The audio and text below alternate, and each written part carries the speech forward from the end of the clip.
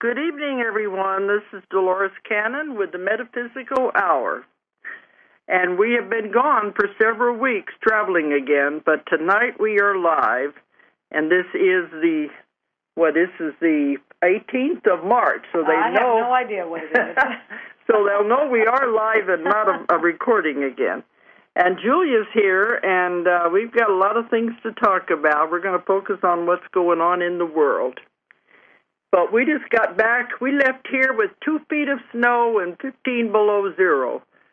And we were glad to get out of here, and we went to Hawaii. It was very nice. Warm. Big difference.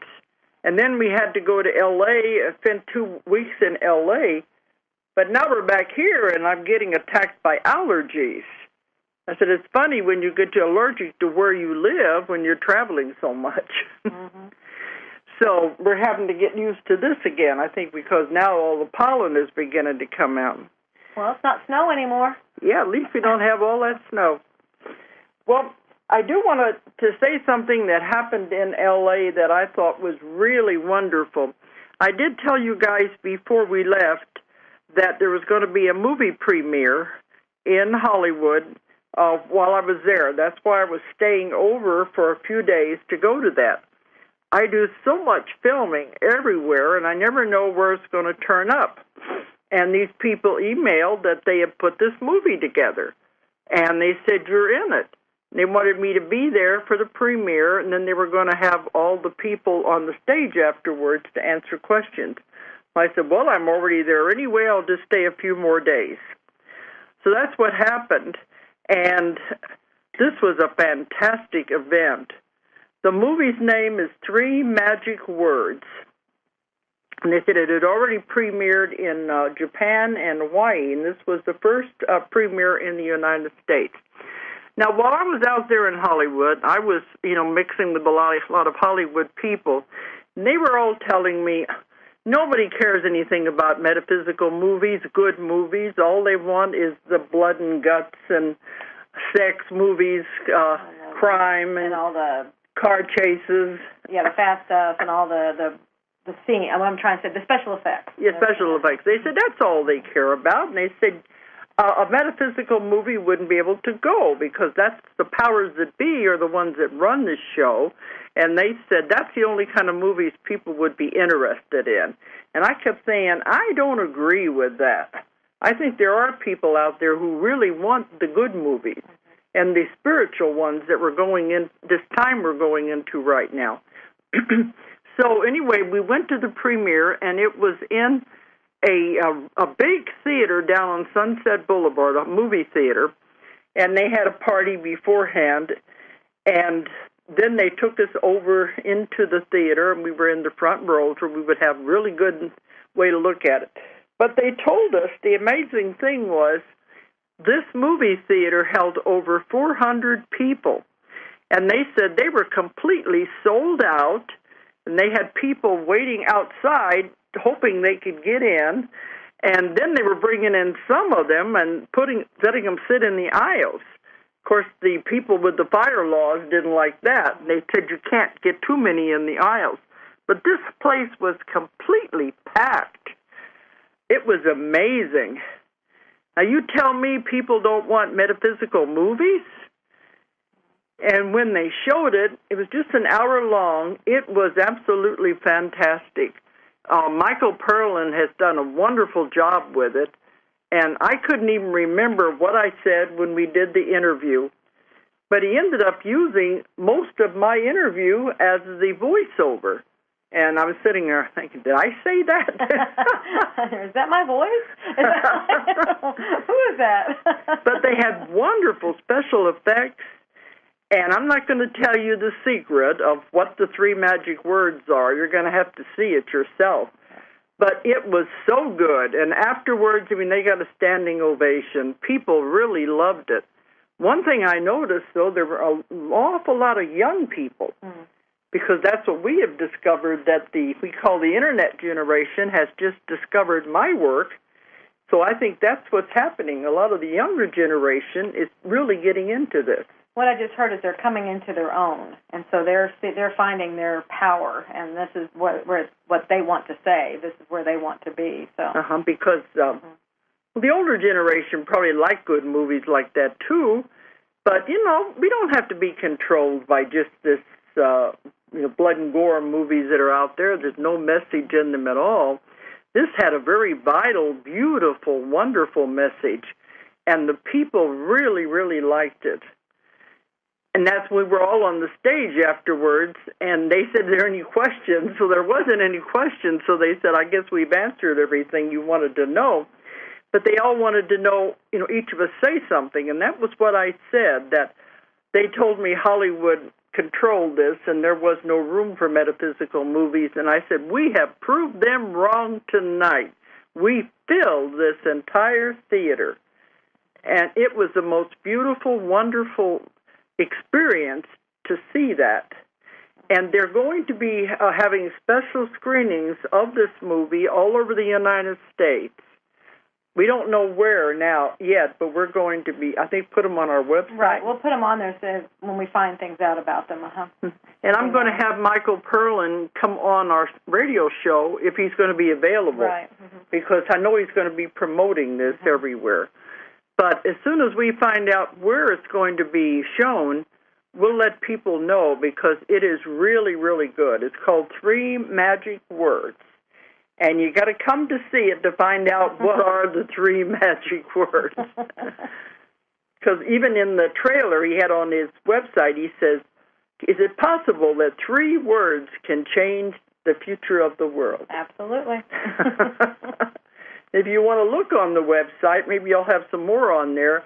The website is 3, the number 3, 3 Magic Words Movie. Or maybe 3 Magic Words The Movie. It's something like that. Yeah. 3 Magic Words Movie or 3magicwordsthemovie.com, and you'll see more about it. Maybe you'll be posting where it's going to be shown. But anyway, it was quite an experience to be a part of this whole thing. So that was good, and then we come back here. Okay. So now what I want to do tonight is get to the affairs of the world that are really happening. This, to me, is so amazing, and even Julie picked up on this. All of these things that are happening, especially in the Middle East, all over the world, these are right out of my Nostradamus books. And I wrote those books.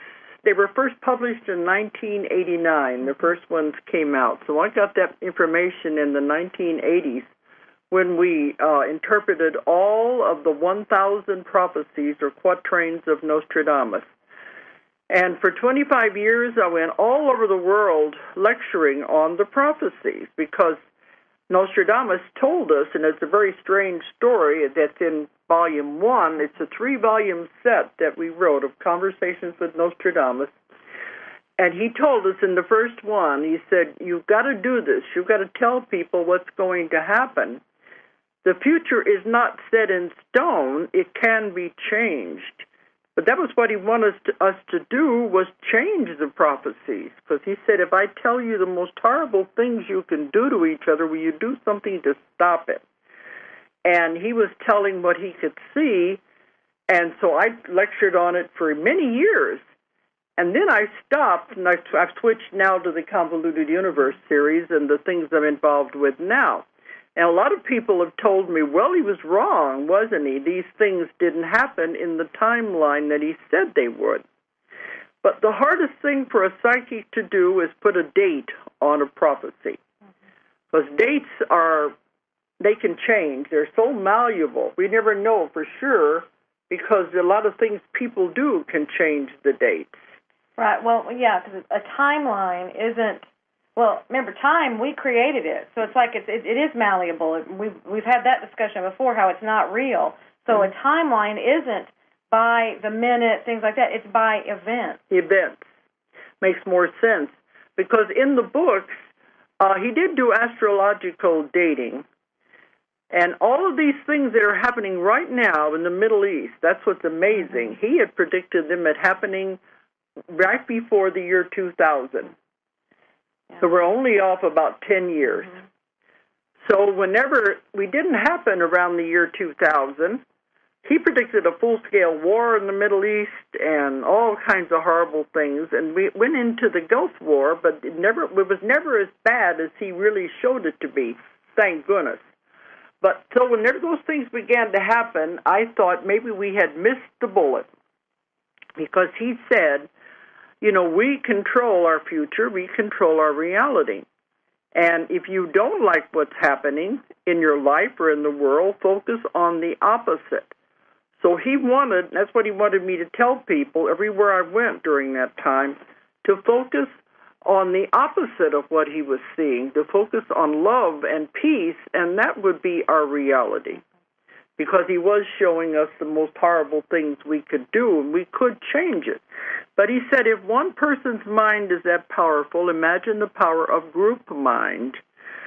If you get groups of people focusing on something, the power is not only multiplied, it is squared. The power is tremendous. And that's what he wanted me to do, get people to focusing on the opposite of what he saw. Because he said, time doesn't go in a straight line. The future doesn't. Mm-hmm. There were nexus points that he saw, and at those nexus points were events that had to happen. There was no way around them. But after those nexus events, then time branched out into many different possibilities and probabilities, from the worst to the least possibility of the event. So he said if we knew what was going to happen in the prophecies he showed us, we could focus on the least, and we could either stop the event or lessen the effects. So that was what I was doing all over the world, and whenever things didn't happen by the year 2000, I thought we had missed the bullet. We had changed the timeline. And I've had people tell me, oh, he was wrong. They didn't happen. Well, I'm glad they didn't happen. Right. This was the part that he called the time of troubles, and he said we had to go through those things. But then now, just in 2011, since the beginning of this year, right, it's all happening, everything. Right, and the reason it has to happen, because when you said there's certain things that have to happen. These things have to happen for our evolution, because no other way, because those events that are going on in the Middle East, what are those people doing? They're taking their power back. They're evolving. You know, they're not being little trodden. They're taking their strengths, and they're growing and everything, and they're showing everybody else to stand up and speak for yourself. This is a huge evolutionary step. That wouldn't happen if those events weren't there, to be doing that. Well, this is what Julie remembered. One of the prophecies that were in the book had to do when these events began to happen in the Middle East, and they got very bad. I remember when I first read it, it was like, oh, wow, it was such a graphic description. Because Nostradamus uses a lot of, he uses symbols and things like that. Yeah, and that one always stuck with me, and then whenever it started happening, I'm like, oh, my gosh, it's just like out of the book. Because when the first things were the events in Egypt, well, in one of the prophecies, he said the people would be the ones that would bring these governments down. That's right. And they, in the prophecy, it called them the lice at their feet. That was the way they looked on the common, ordinary people as nothing more than lice. But that the lice at their feet, were the ones that were going to bring the governments down. And she remembered that, and she said, look what's happening in Egypt. Now, that went peacefully. Right. But there's also other prophecies where Gaddafi was named, and we had some problems with him back when I was writing the books, but all of this is very clear in there now. And all these countries where it's happening now in the Middle East were all named in the prophecies. So, but like you said, if it happened 10 years ago, look how we have grown and changed. Right. I don't know. I mean, we're a different people now than we were 10 years ago. We don't take everything at face value the way we did. I mean, even the 10 years before that, I mean, you can see huge changes with each 10 years. And I'm just thinking, I mean, we question a lot more now, and people aren't getting away with stuff. The politicians, I mean, everything's being questioned. The Internet is a big thing. Everything, it's like they're transparent. and people are making them be accountable and things like that. So I think we're stronger in that respect, and so we can handle things that are happening now in a different way than we would have 10 years ago. Where there would have been a panic 10 years ago. Right. And then these 3 waves that have come in, all the volunteer people, they are here to better handle these things. Right, and help all others. Of that's raising the vibrations. And all of you waivers who are so frustrated because you think, okay, I want to be doing something, and I keep being told to just be, and what point is that? Well, look, this is what the point is. You're raising the vibrations of the planet and everybody around you so that we can do these things. That is your contribution. That is why you're here. The whole energy of the planet is changing. And I think all of the events that have been happening really show this was one planet. We are all connected. It's a small world. Well, and that's, I'm sorry, it's like really important. So apparently that is. If you noticed, okay, the Egypt, when that was happening, it was peaceful and everything. Yeah. There weren't any earth calamities going on. No, they weren't. As soon as the other one, as soon as Libya, that one started with all that negativity. And the violence. Yes. There is definitely the connection. I don't know what makes it the places that it goes to. I don't know why New Zealand. I don't know why Japan. I know they're around the Ring of Fire, but I don't know why specifically them. But it is connected. It is like the energy. The energy from that. It's so much emotion being churned over there and coming up to boil, and then the earth is doing this. Ooh, there's the symbology. Okay, you have all that emotion just churning and churning and churning, and then the earth is churning and churning and churning. Because it didn't do it during the Egypt one. No, it didn't. See? It's doing it with these others. And so we have to see that connection. We are causing these things. It's our emotions causing the energy of the earth. Yes. But even in my Nostradamus books, this is what he called the time of trouble. And he even mentioned the earthquakes, and all of the disasters would begin to get worse and worse and worse. He said the largest earthquakes, the largest hurricanes ever was going to happen. And everything is happening at the same time. And he said sometimes it would be a distraction from the events in the Middle East when you're going to have these other things taking place, natural disasters. But you look at them, and you have to start seeing that they're connected, that this is causing this. And as soon as we realize that, that's how we evolve, when we start realizing we're doing this. It's not just Mother Nature wreaking havoc. It's us. We have to get our emotions under control.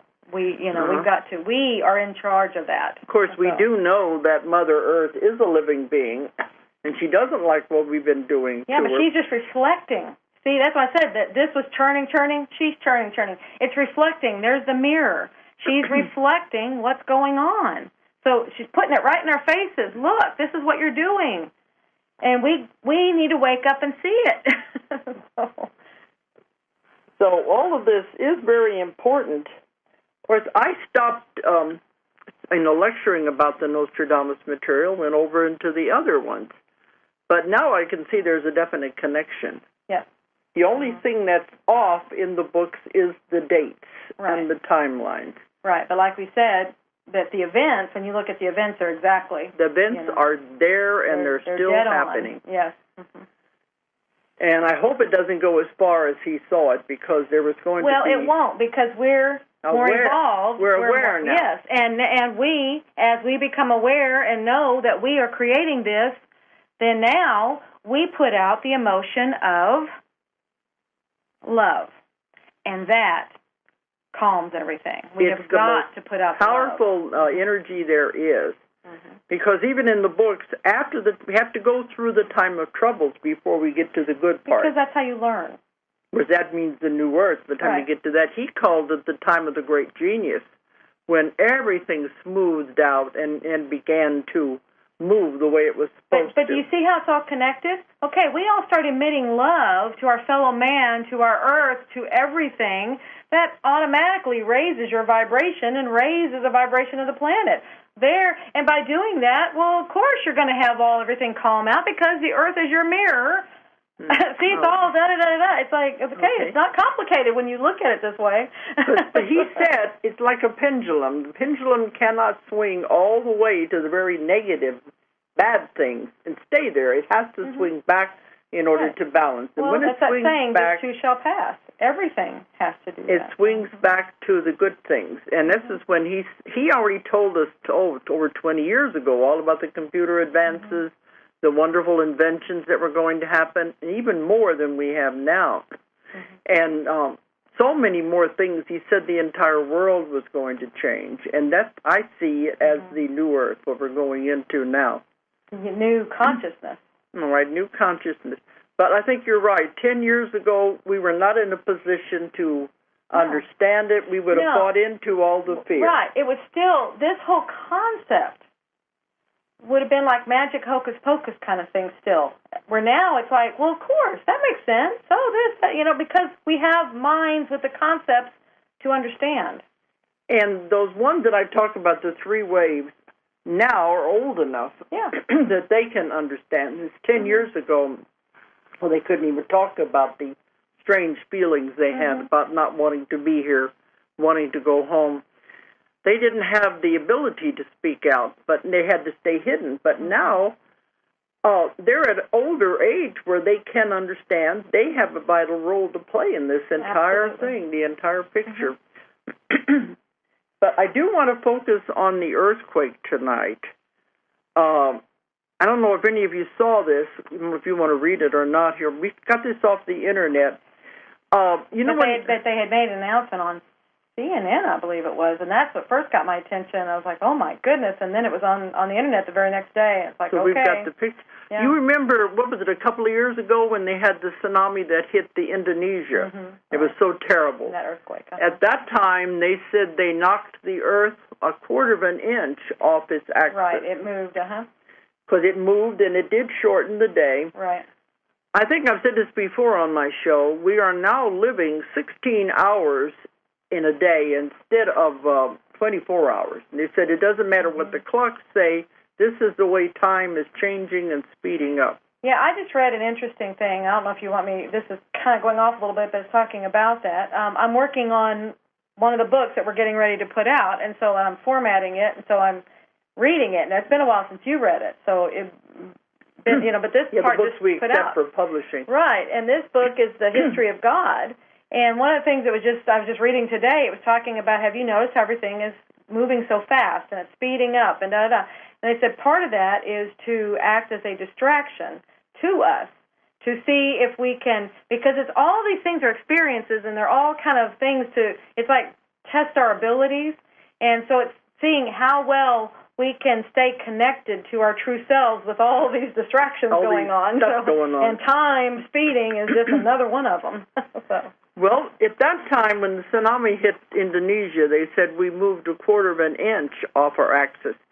This one that just happened was Japan. That is even greater. I'll just go ahead and read it because I've been marking on here. Okay. It was on the Internet in case you didn't see it anyway. But it actually moved Japan. The whole island, the whole country was moved. The main island. It said the main island. It was moved 13 feet closer to the United States. Now, that's a big move. 13 feet to the east it moved. It jumped. It moved that far. And it also, let me see here, it says, okay, let me get this up. Said it moved 13 feet closer to the United States. And the quake also shifted the Earth's axis by 6.5 inches. So and it shortened the day. So that 6.5 is even greater than the quarter of an inch we had earlier. So it shifted the Earth's axis by 6.5 inches, moved it 13 feet closer to the United States, and it sank Japan on that coast by 2 feet. That's what happened when the tsunami came in. That coast sank, and this created the wave. Well, no, the wave was created out there, and it just came in from the earthquake. Right, but it did shift, and so now that will probably always be that. It's probably going to stay lower, I guess. Right. That's what it said. The eastern coastline sunk, and the tsunami's waves rolled in at that time. Mm-hmm. But they said the other ones, they've had the ones in Chile and the one in Sumatra, all of those have shortened the day, too. But that's a big jump to have shortened moved us off the axis by 6.5 more inches and moved the entire country 13 feet. Well, the funny thing there is, we think the ground we walk on is solid. It's definitely not. No, and that's one thing this is all teaching us is to let go of these concepts that everything is so stable. I think that is part of what that's about. It's just to let go and flow with things, because you never know what your ground's going to do. When I was lecturing on these things, I was talking about the tectonic plates and how they're constantly moving, and that's what creates the earthquake. It's almost as though these are on a bed of water. That's not a good example, that they're always moving. They aren't as stable as people think they are. Right. I mean, yeah, it's not like they have a guide wire that goes to the center of the earth and holds you in place. They just don't. So that goes back to the continental drift theory, too. That was, what I can remember even in my lifetime, they said was impossible. It didn't happen. Oh, that things drifted? Yeah, that it all started in one place and then drifted apart, because if you look at the map, some will fit into the others. Yeah. But it's been proven now. But even in my lifetime, they said, no, that's impossible. But it's a continental drift. Maybe it's still drifting then if we've got... why would it ever stop? Well, it's a constant movement. Exactly. Because everything moves. Well, this planet is mostly water, too. Right. So why wouldn't it keep moving? But I think that's fascinating. But there's one thing I do want to talk about tonight. I really don't like the fear that is being generated. Now, the earthquake and the tsunami, all these, and the radioactivity with the plants over there, all of this is heartbreaking for Japan. But the rest of the world, especially America, is jumping to all the wrong conclusions, and they're introducing fear where we don't need fear. Like we said, this is the time now to recognize and to think for yourself. But that's part of why this is happening. It's churning it up. It's bringing it up, so we have to look at it. And that's part of it. It's got to create this, so we can look at it. But in that looking at it, we've got to stay, think with our heads. It's just, don't run off like fear, because here they said they're buying all these iodine pills and they're selling them for an enormous amounts on eBay and all of that, and you don't need any of that. Now, there's probably a lot of people out there who listen, who are the younger generations, who don't remember all of the things that have happened in our past. And a lot of the older generation have probably forgot it or not even thought about it. We have been through this countless times already on our planet and in America. This radioactivity stuff is not anything new. We have done it again and again and again, and it has not affected us yet, thank goodness. But when I wrote my book, Soul Remembers Hiroshima, I did a tremendous amount of research into the atomic bomb and the experimentations they were doing at that time. And I found a lot of things out that I didn't like, that I didn't want to know, because I was alive when all of that happened, when the bomb was dropped, and I didn't want to think that our government would really do something like that. But what I found was, it was an experiment. And the governments had been developing it. This was the Manhattan Project they had out in White Sands. They'd been developing it to see if they could do it. But they said as an experiment, you can't just go and drop it on somebody. It had to be used in wartime to see if it was going to work. They were developing it to drop it on Germany originally. But then Germany, that part of the war stopped. And the only place we were left fighting was in Japan. So they said, we've got to drop it before the war ends to see if it's going to work. Now, that sounds terrible, but that was the way they were thinking in those days. Because when I did my research, and anybody can do this. I did it in the university library. I went through the microfilms of the papers at those times. I went through every book I could find on the subject. And you might be amazed to know that Japan was trying to surrender at that time. Had been broken down to the point that they knew they couldn't win the war, and they were trying to surrender. And we wouldn't listen to it because we had to drop that bomb and see if it was going to work.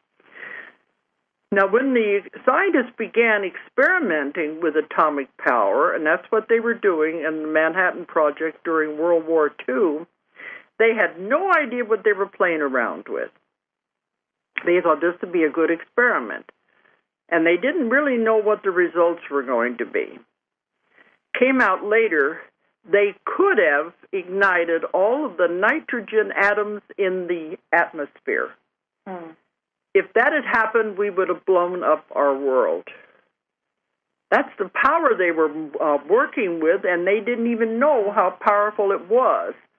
Their curiosity, we're going to try it and see what's going to happen. Right. Well, but they're also, if they're looking at creating a weapon, which is usually what they're doing, there's like, they want supreme power. So we want a weapon that's really, really, really good, So that's where their thinking is like that, And then the scientists are just, how much can we do here? So Einstein and those people were trying to warn them that you don't know what you're playing around with here. So that we could have blown up the entire world, but instead it created this monster known as the atomic bomb. Now, this is what a lot of people who weren't alive at that time don't realize. All of that experimentation was being done out in White Sands. It was out in the open. They were exploding these bombs to see if they were going to work, and a lot of the soldiers that were stationed there were exposed to all of this. Now, you can imagine all of that radiation was drifting all over the United States. And nobody knew anything. Nobody knew about it because it was the most closely guarded secret of the war was what they were doing in developing the bomb. So nobody knew about the years of experimentation they were doing out there to see if it was going to work. Okay, then they developed the bomb. They go and drop it on Japan, on Hiroshima and Nagasaki. Now, the results were absolutely horrible. Now, any time you're at ground zero with one of these things, that's where the effect is going to be. But there was never anything said about radiation spreading to other countries because nobody knew it was even possible. And so all we knew was the war was over, and it didn't matter that we could have been exposed to radiation. Nobody even thought about it. They knew what it did to the Japanese people, but they didn't know outside of that. Yeah, outside of that, it was even possible. We were in school, they just said, if we have an atomic attack, you go hide under the desk, like you do with a tornado. They didn't know any different than that. Okay, so after that, they continued to experiment in White Sands and Alamogordo out in New Mexico for years after that. And I've heard stories of those downwind in those states were affected by radiation, and of course they denied that for many years. But the rest of the United States had no idea they could have had the radiation drifting all over the place. That's a whole lot closer to home when it's right here in America. But nothing happened, nothing was ever reported. You hear little stories from time to time. Okay, then after that, when they began to say this is too dangerous, we're not going to experiment above ground anymore. We remember they had the Bikini Atoll where they dropped a bomb there to experiment to see if it was going to work. That whole area in the Pacific is totally radioactive, but there was never anything said about it spreading anywhere else. But they decided it was too dangerous to keep experimenting on the ground, above ground, so then they went underground and began exploding underground. Yeah, that's better. That's what they said, and I kept thinking, this is ridiculous. People are just... Sometimes I think some of these scientists don't think. Exactly. I don't think they do. They don't think of the long-term results. For many years, not even long-term. I mean, this is our home. You can blow the thing up. It's not really long-term. It's in my lifetime. Right. So they began experimenting underground. Look at the water supplies that would have been affected. Nobody said anything. I think it was Greenpeace began to know there were hints of something because they began noticing earthquakes occurring. Imagine that. All the way on the other side of the world, and they were tying all this in with, they just got through experimenting with these explosions underground, and now we have an earthquake over here. And they were going to do, what was it, a few years ago? They were going to do a whole bunch in a row. And they discovered it was creating earthquakes, so they said, okay, we won't do as many, we'll stop it. And it was causing reverberations through the underground part of the earth. So all of this has not stopped. They say it's stopped now, but it's been going on all of those years. All right. Then we have 3 Mile Island, which affected that area where they were. And when that happened, the government denied anything happened. It was the people living in that area that knew something was wrong. Otherwise, it would never have gotten reported. Now, we go to Russia a lot. I've been to Ukraine, and that's where Chernobyl is. But in Russia, my Russian publisher was at Chernobyl. The last time he was over there, he was telling us what happened. He said after the Chernobyl disaster where the plant blew up, he was with the army, and they had to go in there and contain the area and to keep looters out and, evacuate the people. So he was right in the middle of all the radiation that was there. And he said he got a great deal of effects from the radiation. But they kept saying, no, you couldn't be, and so they covered the whole thing up. So Russia is as bad at covering things up as the U.S. I think governments are governments. Everywhere you go. But, and there was just a thing on CNN tonight about it's been 25 years since Chernobyl went off. But I remember when that happened, the winds did carry it. They carried it north, and they kept saying, well, it won't hurt anything. But they didn't realize when it carried it north, the radiation came down with the rains and the snow, especially in the northern areas like Lapland. And the reindeer up there were eating the grass after it began to grow. And they said this later created that the reindeer in Lapland are the most radioactive animals in the world. But it still didn't say anything about it affecting the people. Those people were evacuated out of the Chernobyl area.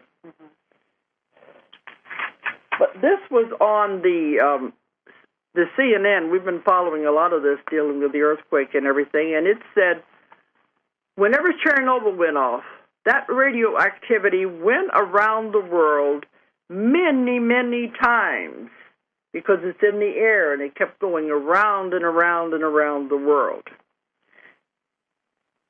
But naturally, we went around the world many, many times. We did get some radiation here. But they said the most we received in the U.S. after that explosion was the equivalent of 1/10 of what you get in a chest X-ray. Now, that's not enough to really get excited about. Right. Well, that's just it. We have to keep things into perspective. You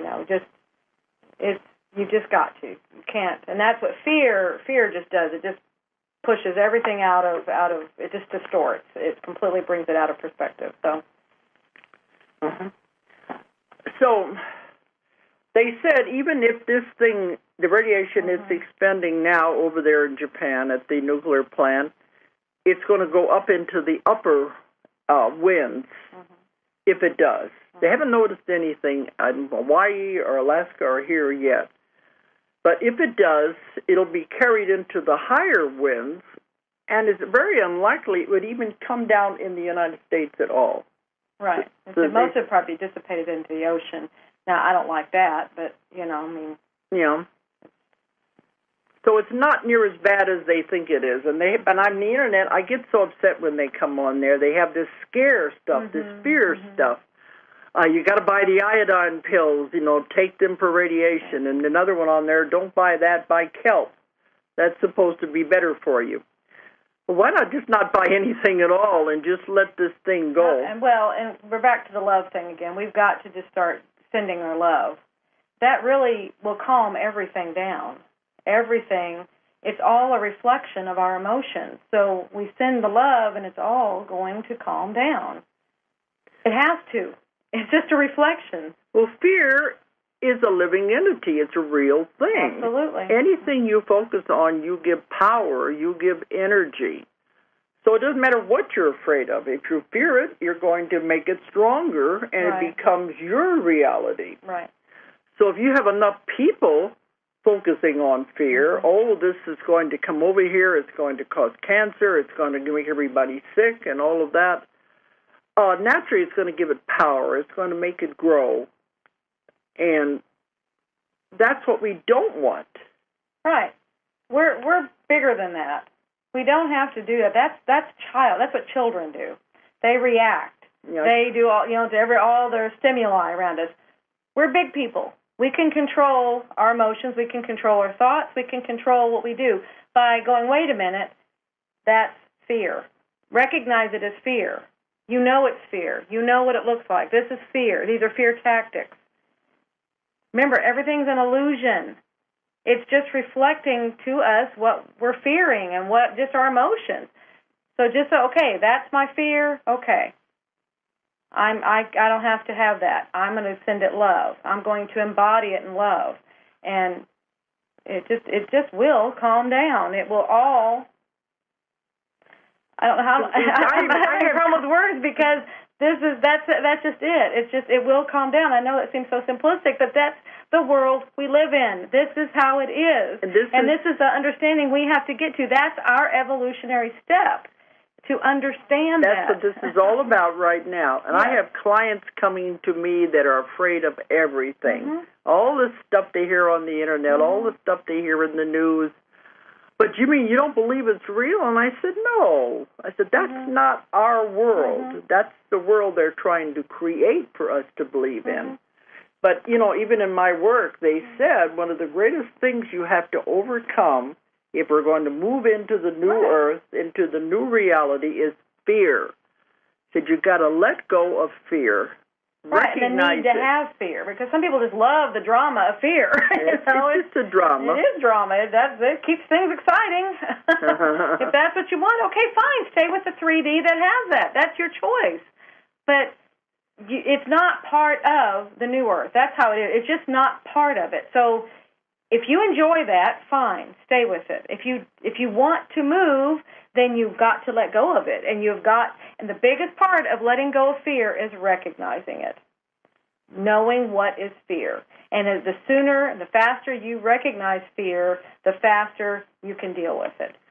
It's almost as though fear hides in the dark. And as long as it's in the dark, you can't see it, you don't know what it is, and you're afraid of it. Right. But you pull it out of the dark. Well, not even pull it out, just cast light on it. Yes. Yeah, open the door, and the light goes on it, and it's exposed. Then you see what it really is, and then we say, that's what I was afraid of. Exactly. That's what I was trying to say. We have been through this countless times already. It's not the first time we've had radiation come into the air. It's happened again and again and again. Most of the time we didn't even know about it. Right. And we are great and powerful beings, and we have bodies that know how to handle anything around us. We can make it handle this. I mean, we are in charge here.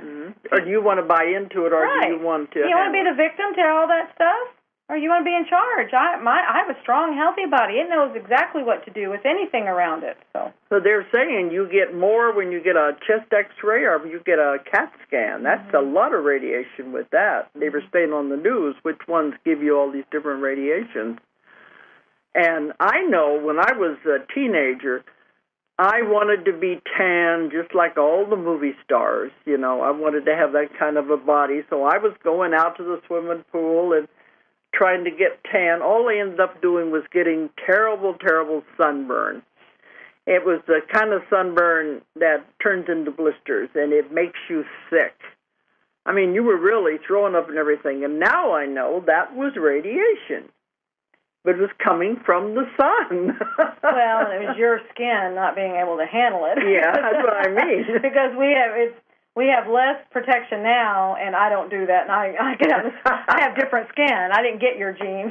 Well, I was figuring it was reflected off of the water of the pool. Doesn't matter. I mean, you get a darker tan then. Oh, but not with me. And I figured out later, after the bomb and everything, and they were talking about radiation, the symptoms of radiation. This is what happens when you get a really, really bad sunburn from the sun, which is our friend, but yet it can cause... I just think your skin probably doesn't have the protectors in it that others do. Well, there are other people out there the same way, I think. Yeah, but not everybody's like you. They burn and blister and get sick. So after that, I gave up. I'm not going to be tan like a movie star. I will be. I can get tan. She got her father's genes. Yep. I like those Indian genes. But see, I mean, we were exposing ourselves to this stuff that we didn't even know. And the people in Australia and those areas are exposing themselves to the sun because the ozone layer is thinner in those areas. Right. They get more radiation from the sun than normal people do in the other parts of the world. Normal people? Well, no, whatever. Than people normally do in other parts. People normally do in other parts of the world. We've got to keep her politically correct here. Okay. But we do have some very dear, dear friends in Christchurch, and we were in Hawaii when that happened, and it was very upsetting to hear about the earthquake there. And they have this beautiful church right on the square in Christchurch, and huge, nice steeple. All of that collapsed. And they said their home was damaged, their business was damaged. It was a terrible earthquake there, but then it was overshadowed by the one just a few weeks later. Well, it's just, I mean, in Japan. They're still recovering. So I wonder what the connection is of two nuclear disasters in one country. If there's some kind of a... I'm hearing karma. I was thinking if there's some kind of a karmic connection or Apparently what. Apparently so. But because it is strange. That's the one country that has been devastated by radioactivity. Let's hope they can stop this before it does blow up. Well, what do we have to do? What's the job? I mean, what's the thing? It's not to hope that they can stop it. That's putting it outside of yourself. This is our situation. What do we do? You have to. Well, I've been sending those poor people love. We send love. We send love. Oh, and I just got this huge, overwhelming feeling of love when I said that. So it's just that. Send it from your heart chakra. It's just send it, emote it, ooze it, everything. Just send love. And if you will, something that I read someplace that said if you will send it across the earth, it doesn't just have to go there, but just the whole earth needs this. Well, that's what Nostradamus said when I was doing the other. Let people all over the world know their power. Right, and just send it and let it would move be like a around. Wave. Yeah, it'd be a wave around the earth. It could be a tsunami of love going around the earth. And let it bathe. Just bathe and wash over the entire earth. And just keep doing that maybe every night before you go to sleep, every chance you get when you're in meditation, whatever, you're in that point. Anytime you think about them, rather than getting, these poor people or all this, just love them. And don't buy into the fear. Yeah. Nothing happens to you unless you create it, because that's what fear is. It's drawn to you if you create it. You give it form, you give it life, and then that is your own demons that you have created yourself. And we have created it at a distance from ourselves so we can look at it and learn from it. They have created it right in their yard, so they are learning something different. But we are all learning. We have all created this. We all have to take ownership of this creation. Now, let's embrace it and let's love it back into calmness.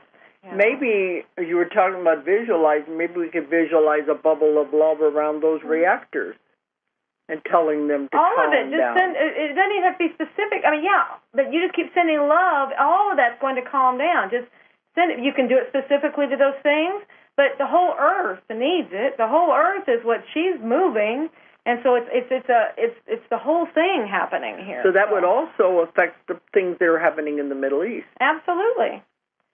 They're all reflections. They're all reflections. This is making it more obvious than ever. There's no enemies. We're all one. Right. We're all one people. We're all living on one planet, having one experience. And this planet is getting smaller and smaller and smaller. So we can't put them over there, be afraid of them, judge them, because we're all No, one. it's over there. It has nothing to do with us. We're smack dab in the middle of it. This has everything to do with us. The and Internet, we have the ability to do something. The Internet, the planes, everything has made the world so much smaller that we are all connected at this time. Yes. This is our home. We chose to be here, and this is our home. And everyone, they're learning different lessons. Right. And maybe they're lessons we don't want to learn in those countries, but they're all working out their own lessons. So you send them love that they can handle it, they can work everything out. We just send love. Just send love with no specifications. Exactly. Send love with no strings attached. Send love. It will all work out to the best of this planet. And all of it will raise the vibration. We will all learn what we are here to learn from it. And they've told me many times love is the strongest emotion there is. Yes. The most powerful. Mm-hmm. So everybody's going to make it through this, okay? Don't buy into the fear. That's the main thing we want to stress now. Don't believe everything you hear on the Internet and everything you hear on the TV. I had to learn that. I know the time's about done, but it's reminding me here, so I just want to say it very quickly. A big part was, because people say, well, it's right there. How do I not buy into it? What do I do? The biggest thing with fear is just recognizing, and I know I've said that before, but just something about when you go, oh, that's fear, it immediately dissipates. It immediately goes. That's that casting the light on it. As long as it's sitting over there and in the dark and churning and doing all this stuff, and doing its little thing, and you're feeding it because you're scared, and you're not even realizing it. And sometimes it's just doing it because it's trying to get you to the point of recognizing it. The faster you recognize it, the faster it goes away. So it keeps happening until finally you immediately recognize it.